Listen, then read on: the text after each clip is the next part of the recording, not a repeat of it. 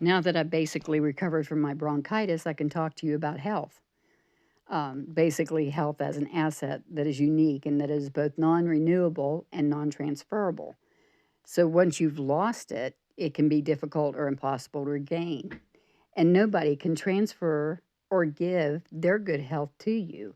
So it's important to invest in your health and maintain it so you can enjoy the benefits that it gives you throughout your life.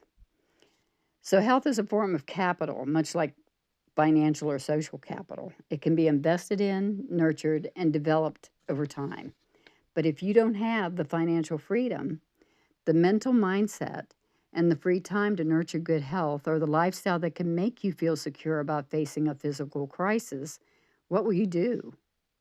Take charge of your health today by changing your lifestyle to live the best life you can imagine, along with the money to feel secure in your choices.